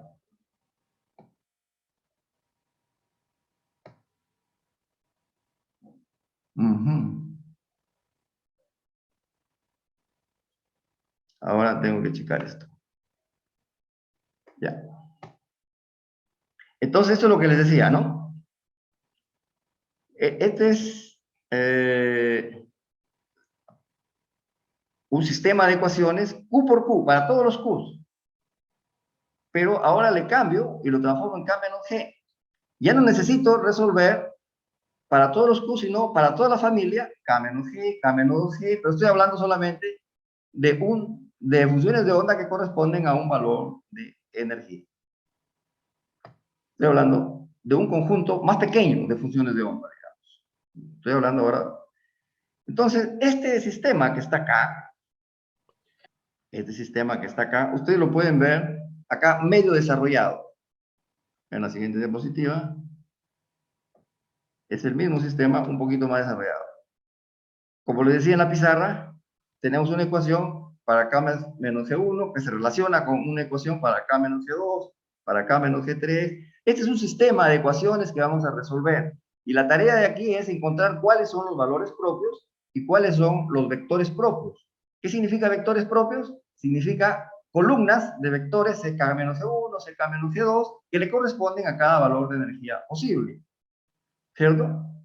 Entonces, se puede entender que este sistema de ecuaciones, donde he desarrollado una por una, ¿no? Esquemáticamente, se puede escribir en forma matricial, así como está aquí, ¿no? Entonces, yo digo, los valores de energía, teóricamente, los puedo encontrar diagonalizando esta matriz, encontrando los valores posibles de determinante igual a 0, ¿no? Hago determinante igual a 0 y me salen cuáles son los valores posibles de energía. Una vez que encuentro los valores propios, los valores de energía, a este valor de energía, ¿qué vector propio le corresponde? Le corresponde esta familia de vectores propios. Hay otro valor de energía, a ese otro valor de energía le corresponde otra columna parecida, ¿cierto? Y así, para cada valor propio de energía hay una columna. ¿Qué significa esta columna? Que va a ser C sub K menos G1 por una onda. E a la I, escuchen, K menos G1 punto R. Este va a ser más C sub K menos G2 por E a la I, K menos G2 punto R. Más C sub K menos G3 por E. O sea, es como una serie, ¿cierto? ¿Dónde son las ondas? Acá. Es esto que está aquí. Esta es la función de onda, entonces. El vector de onda o función de onda que corresponde a cada valor de energía se va a poder escribir de esta forma que está aquí. ¿Me entendieron hasta ahí o no? Supongo que sí. Entonces ahora, miren el truco. Acá G es variable, pero el K es constante porque yo fijé un K en la primera zona de Briand. Entonces, puedo sacar la constante E a la I K.R fuera de la sumatoria. ¿Y qué me queda? Me queda esta suma. Me queda esta suma, donde acá tengo solamente E a la menos I G.R, y estos son coeficientes que dice C sub K menos G, pero son para un K, el K es una sola, pero lo que va variando acá es el G. O sea, para cada G tengo un coeficiente que va acompañado de este. O sea, esta es una serie de Fourier. ¿Vieron la serie de Fourier? Esta es una serie de Fourier, entonces. Pero, si esta es una serie de Fourier, esta es una función periódica. Toda la sumatoria es una función periódica. Entonces, ya demostré el teorema. La forma de las funciones de onda es E a la I K.R, donde este K está en la primera zona de Briand, por una función periódica en el cristal, o sea, de la forma que yo dije acá. Este es el teorema de Bloch, ¿cierto? La función de onda es de esta forma. ¿Cómo lo demuestro? Resolviendo la ecuación de Schrödinger, diciendo la ecuación de Schrödinger es un sistema de ecuaciones infinito con coeficientes S sub Q, defino en lugar de Q, K menos G, entonces veo que solamente los Q se relacionan, son aquellos que son de la forma K menos G, K menos 2G, K menos 3G, K más G, K más 2G. Todos ellos se relacionan y son un subconjunto del sistema de ecuaciones. Resuelvo ese sistema de ecuaciones, por ejemplo, en forma matricial, como aquí, y encuentro para cada valor propio un vector propio, que el vector lo escribo en forma de función, es este. Entonces, donde es de la forma onda plana, E a la I K.R, por una función periódica. Ese es el teorema de Bloch. ¿cierto? Y esto es la explicación que yo les hacía en la pizarra, ¿no? Pero otra vez acá en la diapositiva, ¿no? Lo que les decía es, yo cojo un Q sub 1 aquí, este Q sub 1 tiene un compañero en la, este que está aquí, tiene un compañero por aquí, cuando yo le aumento un vector de la recíproca, a ver, aquí, este que está aquí, por ejemplo, Q1, con este que está acá, con este que está acá, se relaciona. Esto es lo que dice aquí, ¿no? Q sub 1, Q sub 2, Q sub n, pero también Q sub n más 1, Q sub n más 2, etc. ¿No? Hago un sistema de ecuaciones. Este es el mismo conjunto infinito de ecuaciones, pero ahora veo que solamente se relaciona este con este. Este se relaciona con este. O sea, para cada Q en la primera zona de Brigand, yo tengo un subsistema de ecuaciones. Aquí está. Para cada Q sub 1, ya sea Q sub 1 o Q sub 2, yo tengo un conjunto de compañeros. Entonces, todos los compañeros de K sub 1 los pongo acá. ¿No? Todavía acá están mezclados con K2, pero después voy a seleccionar estos que están aquí con estos que están acá y esos acá están seleccionados. Para cada Q, perdón, para cada K de la primera zona de Briand, yo tengo un sistema así. Para otro K, yo tengo otro sistema. Para otro K, yo tengo otro sistema. Y lo que voy a resolver es esto de acá. Lo que les he dicho que resuelvo es esto que está aquí, ¿no? Resuelvo y digo, para cada vector propio, para cada valor propio, tengo un vector propio, ¿no? Y los valores propios se encuentran tomando el determinante, igualando a 0, y sale el teorema de Bloch, ¿no? Sale el teorema de Bloch, y el n simplemente significa que lo mismo que he hecho para este valor propio, ¿no? Los valores propios pueden ser estos son los valores propios posibles, 1, o puede ser este de acá, o puede ser este de acá, o puede ser en otra zona de Brigand. Dejamos ahí entonces el teorema de Bloch. Y este teorema de Bloch lo hemos explicado resolviendo la ecuación de Schrödinger. Esa manera de resolver la ecuación de Schrödinger, digamos, esquemáticamente, la vamos a usar ahora para explicar el modelo de electrones casi libres. ¿Está bien?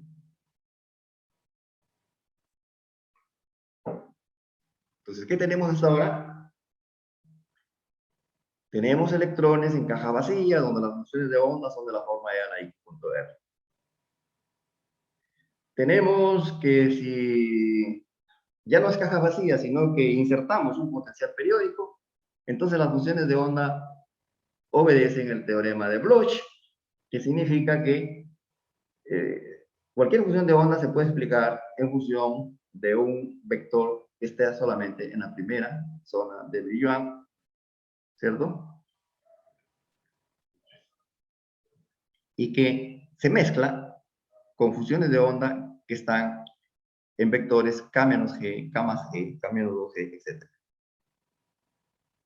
Ahora vamos a hablar del modelo de electrones casi libres. ¿Qué significa? ¿Cómo se explica, mejor dicho? ¿Cómo se explica el modelo de electrones casi libres? Vamos a resolver la ecuación de Schrödinger como antes, pero suponiendo que este potencial periódico es pequeño, ¿no? El potencial periódico, cuando estábamos demostrando el teorema de Bloch, que tiene estas características para las funciones de onda y que tiene estas características para las energías posibles, ¿cierto? Que lo hemos hecho más o menos cualitativamente o semi-cuantitativamente. Entonces, ahora lo vamos a resolver suponiendo que conocemos el potencial, pero sabemos que es pequeño. Este potencial periódico es pequeño. Entonces, vamos a suponer que es tan pequeño y vamos a suponer que la función de onda de un electrón en ese potencial pequeño es la misma que la función de onda del electrón en caja vacía, pero levemente modificada, ¿no? Teníamos un electrón en una caja vacía, suponemos, le aplicamos un potencial periódico pequeño, entonces ese mismo electrón que está en un estado de la caja vacía va a estar ahora en un estado que va a ser una sumatoria de ondas planas, pero va a predominar aquella de donde empezó. O sea que el potencial lo va a cambiar poco. ¿No? Eso está aquí, ¿no? Eso es lo que está aquí. Modelo de electrones casi libres. Entonces, imaginamos que tenemos un electrón y que esta es su función de onda, y este es su valor de energía, pero ahora, cuando aplicamos el potencial periódico, ese mismo electrón que estaba aquí, ahora va a tener una función de onda de este tipo, que es una combinación lineal de muchas, pero donde todas las componentes son casi cero, excepto aquella donde se encontraba primero el electrón. Y el coeficiente C sub K menos G1, que es el inicial, que está acá, es casi 1, y se mezcla con otros, pero muy poquito. Todos los demás son casi cero. ¿Entendieron? Es el modelo de electrones casi libres. Suponer que partimos de electrones en caja vacía, sus funciones de onda son de esta forma, pero se modifican levemente al poner un potencial periódico pequeño. Vamos a ver cómo se modifican. Y vamos a ver que hay dos formas diferentes de modificación. Los electrones que están por aquí, lejos de estas son fronteras de zona de Brillouin, ¿cierto? Los electrones que están lejos de la zona de Brillouin y los electrones que están cerca a la frontera de zona de Brillouin. ¿Cómo se mezclan los electrones que están? ¿Cuáles son los valores de energía? Los nuevos valores de energía. Un electrón estaba por aquí y conectamos el potencial periódico. ¿Cómo varía su energía? Es un ejercicio. Se llama caso no degenerado. Y un electrón que estaba por aquí, ¿no? Donde esta energía que está aquí, noten, esta energía que está aquí es muy parecida a esta energía que está por acá. O sea, para un mismo K, hay otro K más G que tiene casi la misma energía, ¿no? Para este de aquí y para este de acá casi tiene la misma energía. Entonces, decimos que estos K, estos Q o K que se encuentran cerca a la frontera de zona de energía, son casos casi degenerados. Hay casos casi degenerados y hay casos no degenerados. En los casos no degenerados, ¿no? Vamos a explicar, a ver, para el caso no degenerado, vamos a suponer que resolvemos el sistema, ¿no? Para encontrar los valores de energía hay que resolver un sistema de ecuaciones, ¿no?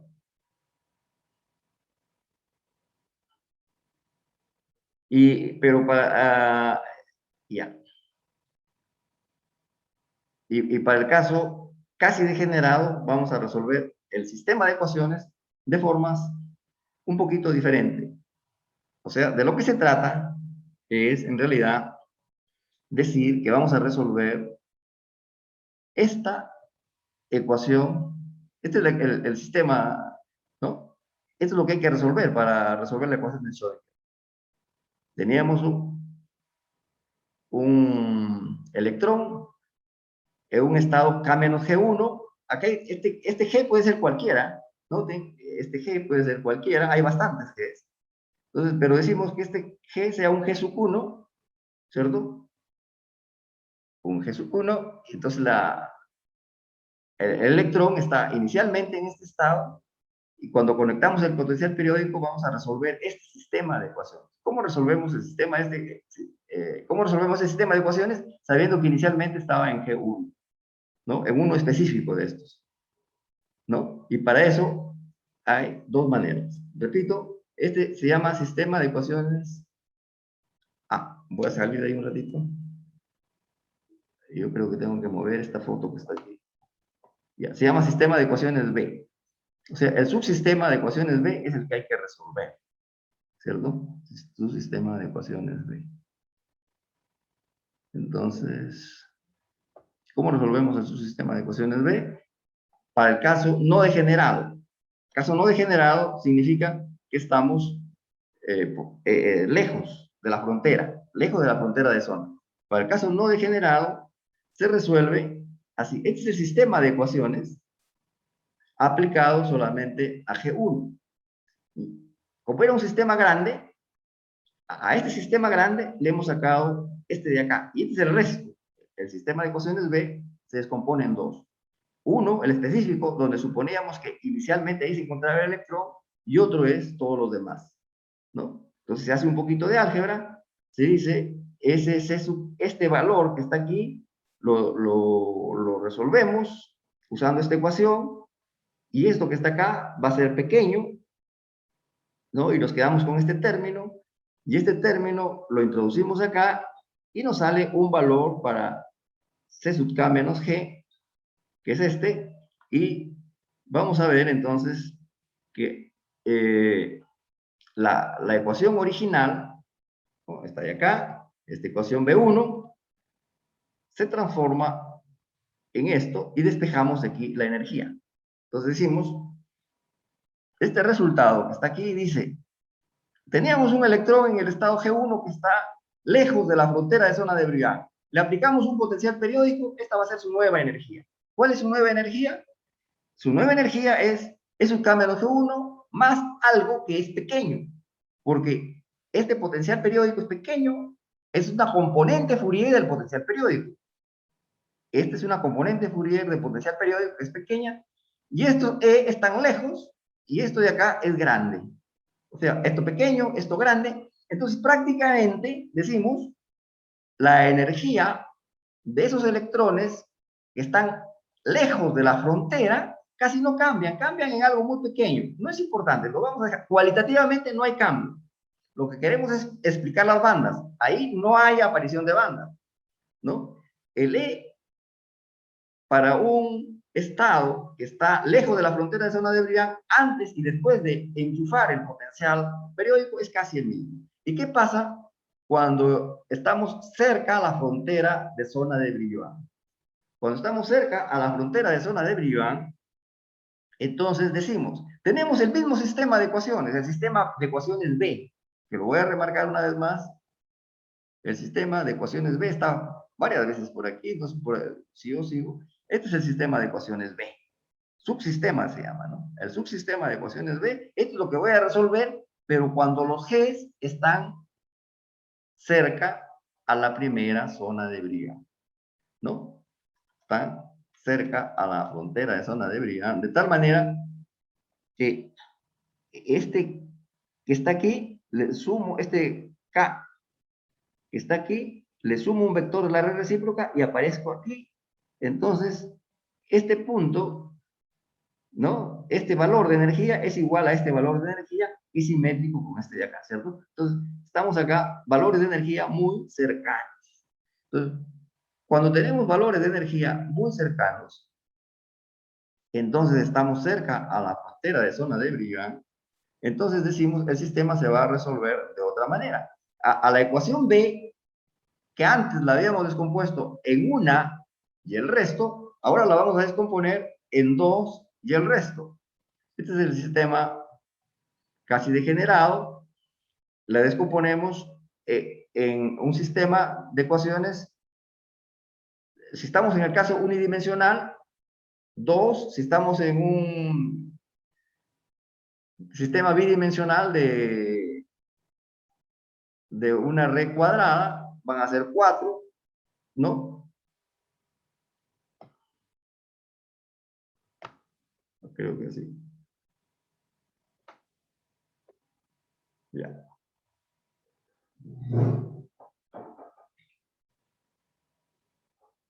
A ver.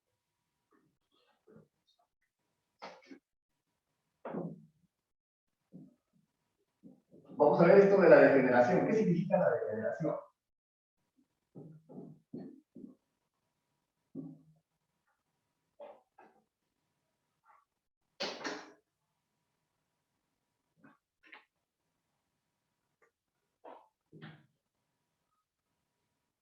¿Ve?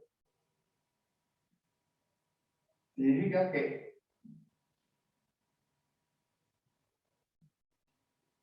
yo estoy hablando de este nivel y este nivel. ¿No? Son parecidos. Y están separados por un vector 2 pi sub de A, que es un G1. Y también este nivel y este nivel de acá, que también están separados por el mismo vector. ¿No? O sea, este es degenerado con este, o casi, y este es degenerado con este de acá. ¿Sí? Yo quiero encontrar el valor de energía para este. Entonces yo digo, no puedo, voy a hallarlo simultáneamente, este y este de acá. ¿Cierto? Entonces hago un sistema de ecuaciones. El sistema de ecuaciones, que era infinito, yo tenía 1, 2, 3, 4, 5, infinitas ecuaciones. Ahora una ecuación, etc. Ahora cojo una ecuación que corresponde a este Q y una ecuación que corresponde a este Q. Y saco una ecuación, otra ecuación, y después una general para todas las demás. La que está por acá, o sea, le sumo otro G, va a haber otra por acá, y se va a relacionar con estas dos, otra por acá, ¿no? O sea, una ecuación, dos ecuaciones, o sea, I igual a 1, I igual a 2, y el resto. Ese sistema es unidimensional, o sea, mi muestra está aquí en cristalito. En ese caso voy a resolver así. Pero, si el sistema es bidimensional,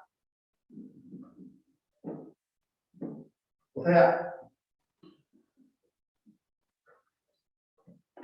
esta es mi muestrita,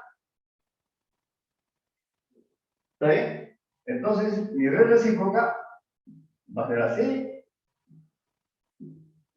Esta es mi red recíproca.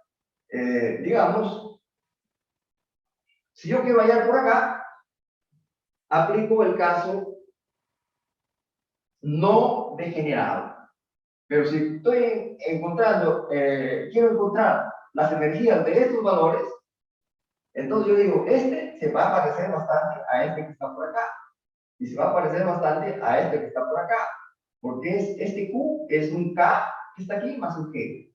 Y este de aquí también es un Q más otro G. Y acá, estos cuatro se relacionan. Entonces, 1, 2, 3, 4. Entonces, cuando mi sistema infinito, mis infinitas ecuaciones, se van a reescribir escribiendo una ecuación para esto, otra ecuación para este, una ecuación para este, una cuarta ecuación para este, y el resto. Una ecuación para este de acá, otra ecuación para este de acá, otra para este. Infinitas ecuaciones más. Así se separa el subsistema B, se separa en sus compañeras, sus casi degeneradas y el resto. A ver. Saco esta foto de acá.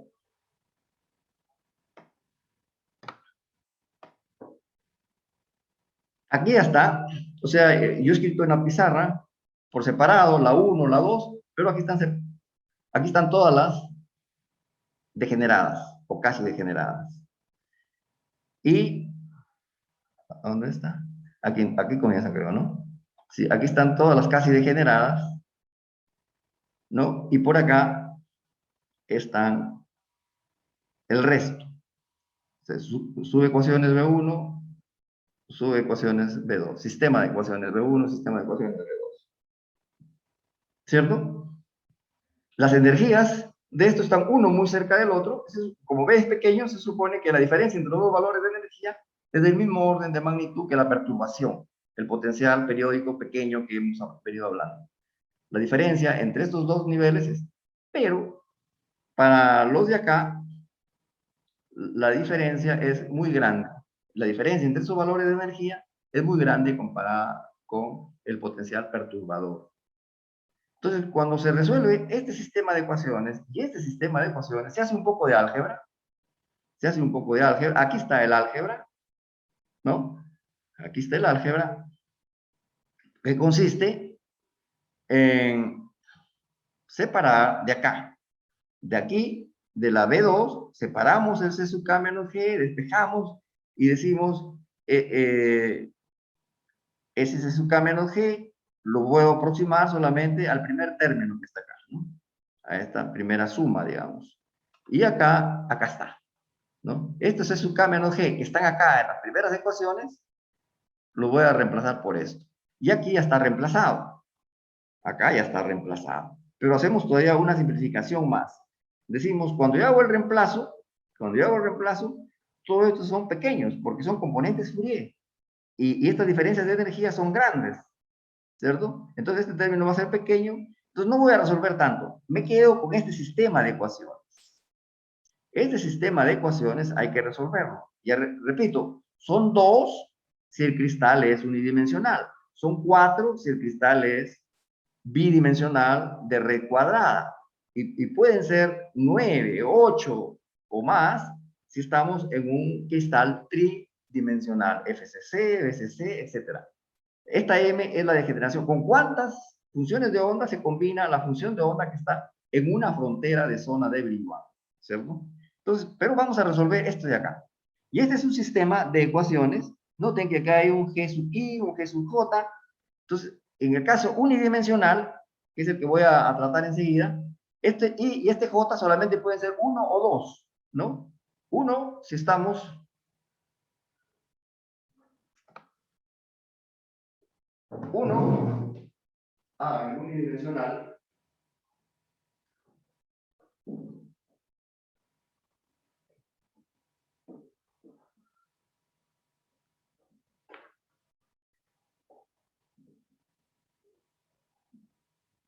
El unidimensional son estos de acá. Menos pi sobre A, pi sobre A. Puedo poner otro más. 2 pi sobre A, menos 2 pi sobre A. ¿Cierto? Entonces, supongamos que yo quiera ya este de aquí. Este se relaciona con este de acá. Entonces voy a hacer una ecuación para este y una ecuación para este. ¿Cierto? Ese es el resumen de todo el ejercicio. El resumen de todo el ejercicio va a ser escribir una ecuación matricial donde acá va a venir un C sub K, este de aquí, y acá va a venir un CK menos G1, y acá va a venir un CK menos G1, y acá un CK menos G1. De esta forma, de esta forma es la matriz que yo tengo que resolver para estos dos. Y para este de aquí, ahora si me dicen, este no, esto ya lo resolví. Ahora, para este de acá se va a relacionar con este de acá. Y también voy a resolver otro sistema parecido a esto de acá. ¿Cierto? Y si fuera el 3, voy a resolver por acá con algo que está por acá. ¿No? Y también 2 ecuaciones, si fuera el caso unidimensional. ¿Cierto? A ver. Ajá. Entonces, vamos a ver. En general, aquí yo lo he escrito para un caso donde la degeneración es 4, que se refiere a un cristal bidimensional de red cuadrada, ¿cierto? Entonces, esta sería la ecuación que hay que resolver y de aquí van a salir los valores propios, ¿no? En este caso no es importante los vectores propios porque solamente quiero ver cómo van a ser las energías. Me interesan las energías. O sea, me voy a quedar solamente calculando los valores propios, ¿cierto? Pero voy a hacerlo más simple primero. Claro, este es para el caso, como les decía, bidimensional. Este juega con este de acá, con este y con este. Y para un caso tridimensional hay diferentes situaciones. Este que juega con este nada más, y este de acá que juega con otros 8. Este de aquí, este de acá, este de acá, este de acá, este de acá. Si yo quiero resolver este, solamente tendría que plantear dos ecuaciones, este y este de acá. Pero si yo quiero resolver qué pasa por aquí, tengo que resolver este de acá, 8. ¿Está bien? A ver.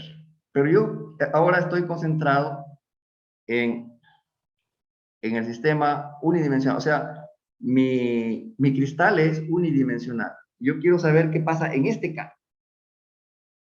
Cuando este K menos G.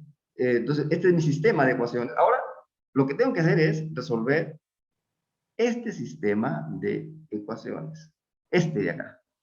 Aprendan a resolver este sistema de ecuaciones, que este es el caso cuando tenemos de generación 4, pero cuando es de generación 2, solamente van a haber dos de estas ecuaciones.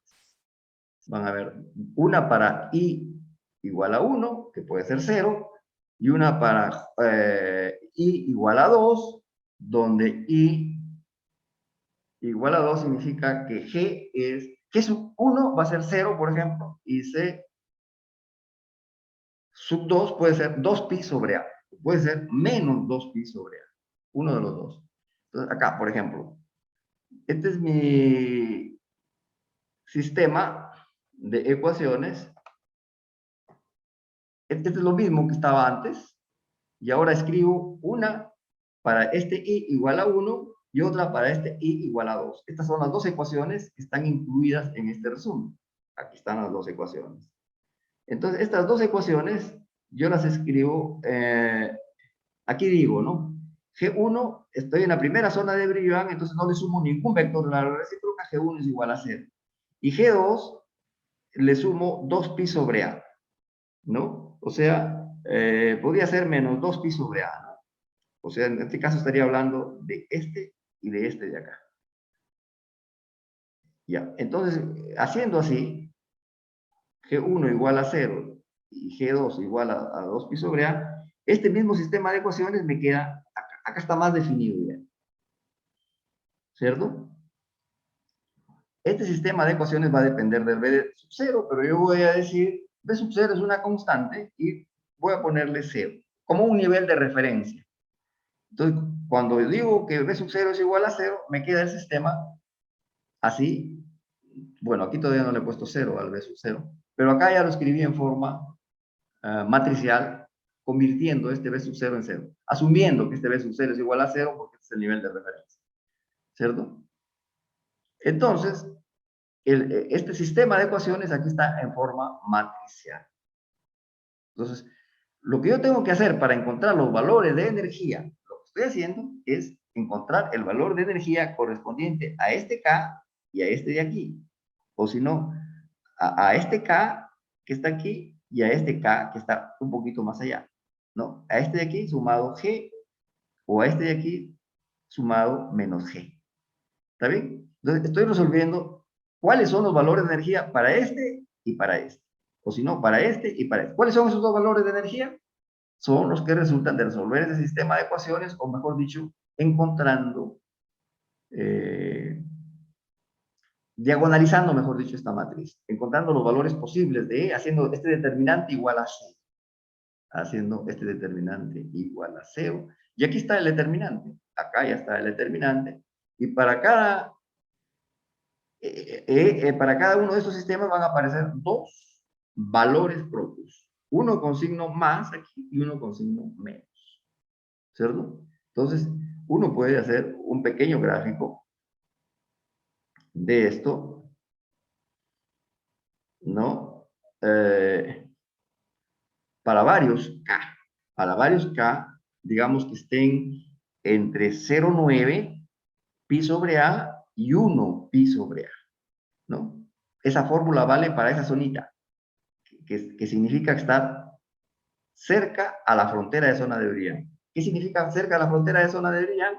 Por ejemplo, 0,9 pi sobre A hasta 1 pi sobre A. Entonces, para todo eso, yo puedo graficar esto.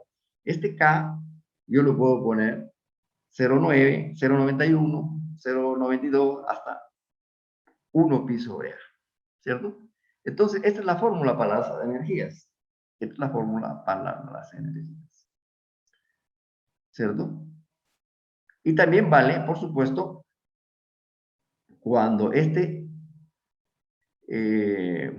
K es pi sobre A.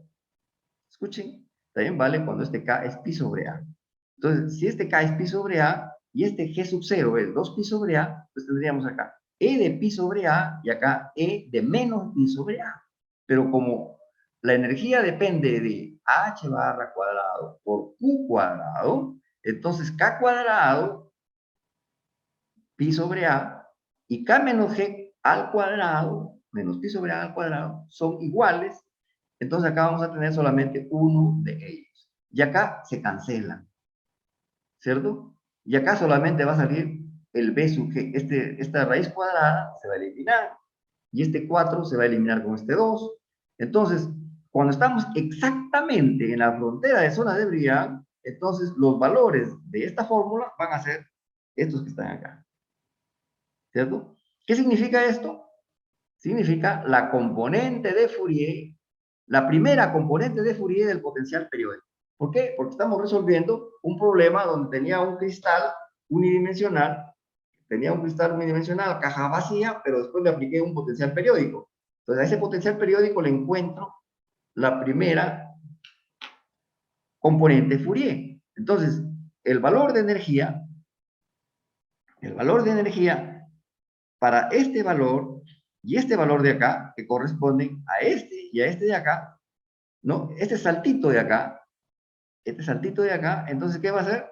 Este saltito de acá se llama el gap.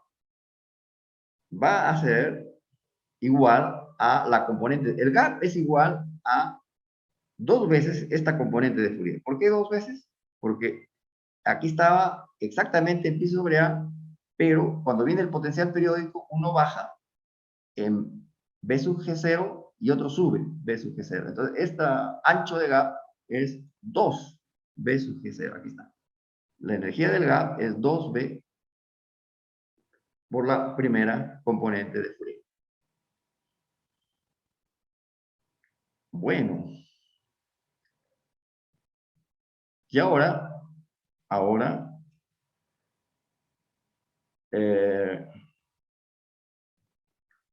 ¿está bien? Ahí está. Allá. El otro caso es cuando yo estoy aquí. Ahora me pongo, a ver, voy a resolver para este K que está aquí. El K está cerca al origen, pero voy a tratar de encontrar lo que pasa con este nivel y este nivel de acá. El K menos G0, aquí está, y el K más G0. ¿Cierto? K más G0 y este es K menos G0. ¿No? O sea, en K igual a 0, en K igual a 0, aquí se encuentran los dos. Pero en realidad,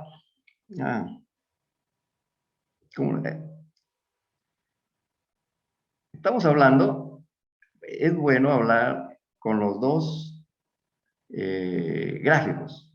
O sea, estoy viendo ahora aquí, lo que acabo de resolver es qué pasa con estos dos niveles cuando introduzco el potencial periódico. Ahora quiero ver qué pasa con estos dos niveles, este de aquí y este de acá, cuando pongo el potencial periódico. ¿Qué pasa con estos dos? Aquí son igualitos, este y este. Pero ¿qué pasa cuando pongo este y este de acá? ¿Cierto? Da lo mismo. Acá este se pasó para acá y este se pasó para acá. O sea, hablar de que estoy hablando de este nivel con este nivel, o este nivel con este nivel, cuando estoy hablando así, da lo mismo decir que estoy hablando con estos dos, que los trasladé a la primera zona de Briand. En realidad, lo que yo voy a hacer es resolver qué pasa con el electrón que está en este estado. Un electrón que está en este estado o está en este estado, al aplicarle el potencial periódico, ¿qué valores de energía va a tomar ahora? Ese es el problema. Y para saber eso, ¿qué tengo que hacer? resolver un par de ecuaciones. Un par de ecuaciones que ya la he mencionado varias veces. ¿Cuál par de ecuaciones? Este par de ecuaciones, nótenla por esta. Sistema de ecuaciones del caso casi degenerado. Sistema de ecuaciones para el caso casi degenerado. Este es el sistema de ecuaciones que acá ya lo resolví para este caso, pero ahora lo voy a resolver para este y este de acá, ¿no? O sea, menos 2pi sobre A y más 2pi sobre A. Entonces, ¿qué tengo que hacer? Poner el mismo sistema de ecuaciones que antes. Este es el sistema de ecuaciones general, pero ponerme en K menos G1 y K menos G2, donde G1 es 2pi sobre A y G2 es menos 2pi sobre A. O sea, creo que en esta figura se ve mejor. En estas, aquí. Yo quiero resolver para este y para este, ¿no? Entonces, ¿qué tengo que hacer? A este que está acá, lo llamo K menos G0, y a este que está acá, o un poquito más arriba, lo llamo K más G0. O sea, el mismo K, pero uno para la derecha y otro para la izquierda. Y vamos a resolver el sistema de ecuaciones. Y el sistema de ecuaciones ahora es este que está aquí, ¿no? El sistema de ecuaciones es este que está acá, ¿no? Otra vez vuelvo a hacer B sub 0 igual a 0, le doy el valor B sub 0 igual a 0, como, lo tomo como nivel de referencia y resuelvo un sistema de ecuaciones parecido al anterior,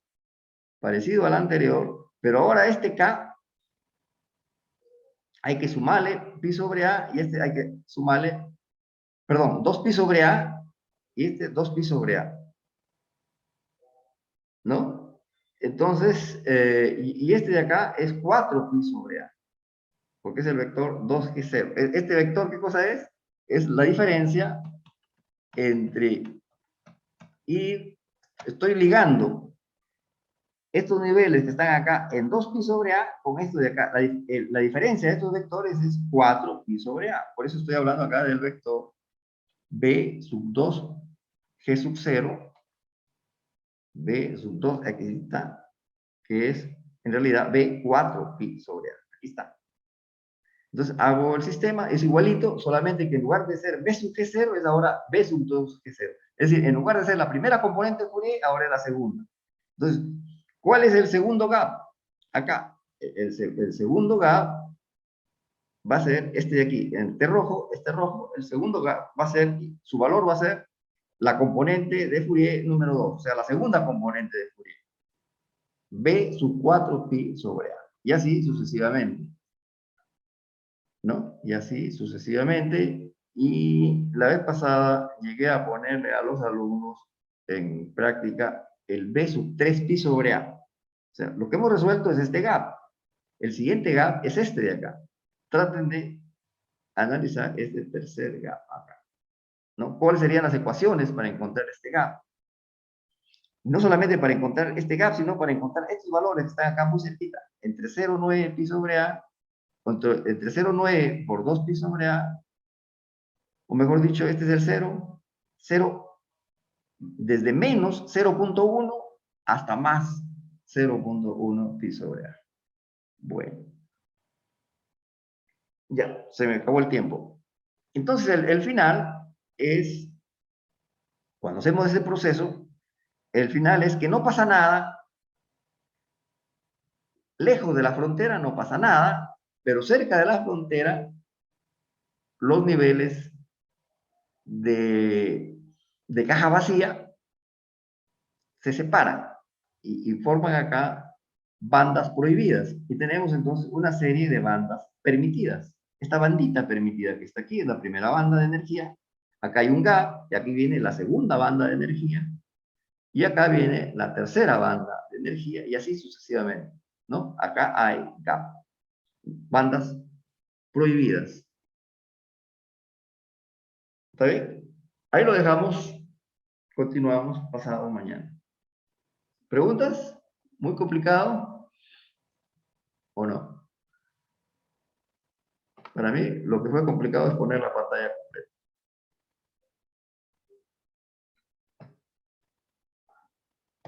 No sé. ¿Algo más? ¿Cómo les fue la práctica? Creo que recién van a entregar hoy día, ¿no? Sí, hasta la medianoche. Ok, trabajen un poco. Entonces nos vemos el miércoles. Tan fáciles los problemas, ¿no? Ese primer problema, bueno, hay un problema donde yo les puse hallar el número de modos de vibración. Eso era solamente porque yo me enredé en la clase y quería saber si ustedes, haciéndolo por sí mismos, lo hacían mejor que lo que yo podía explicar en la pizarra. Creo que sí lo van a hacer. Ok, nos vemos entonces pasado mañana.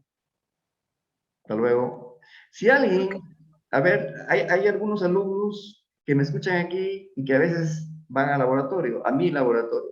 Entonces les tengo que decir que si mañana alguien quiere ir al laboratorio, mejor no vaya, porque he dicho que vaya el martes y puede, pero mañana me tengo que ir a vacunar, no puedo ir.